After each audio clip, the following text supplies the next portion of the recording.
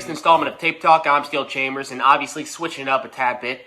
Currently down in Florida attending a wedding, so a little different environment, and kind of eating my words from last week, talked about weddings, but either way, it doesn't matter. I was breaking it down on the dance floor. Now it's time to break down a little bit of football. So in the spirit of being down in Florida, we're going to stay in the Sunshine State, and we're going to look at a game where the Miami Hurricanes took down the Florida State Seminoles in Doak Stadium. So let's get to the tape. This is the sequence when Miami really starts to run away with the game.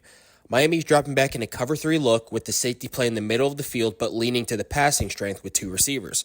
Florida State runs 4 verticals, which is actually a really good play against this defense since you've got 1, 2, 3 deep defenders trying to guard 1, 2, 3, 4 deep routes. But unfortunately, Castellanos gets some pressure in his face from the Miami D-line, sails the throw a little bit, and then gives the middle field safety just enough time to cut it off and return it back to the middle of the field. Now, this is the very next play of the game here in offense. So for casual viewers, a big situation in football, whether you're on offense or defense, is any time the defense causes a big play, like say a pick or a big 4th down stop, and they get the ball somewhere around this logo area, always be aware of the shot or just a big play in general. So that's exactly what Miami does. They run a flea flicker where they give it to the running back and he tosses it back to the QB for a big play in the form of this over route.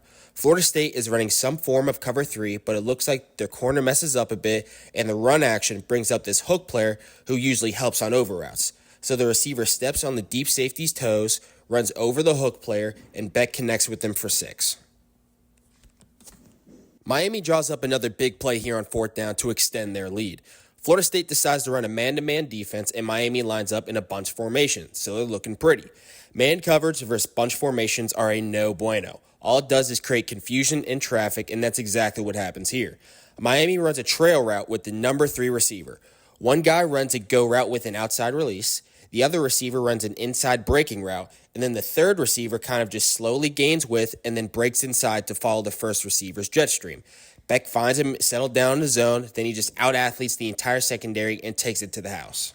The final score of the game wasn't really indicative to what it felt like watching it, honestly. I know Florida State, they came back a little bit in the 4th quarter, but you felt like Miami had complete control of this game for all 4 quarters. I mean, Carson Beck in the offense, Malachi Toney, they're showing on a week-to-week basis that they're one of the most explosive offenses in the entire country.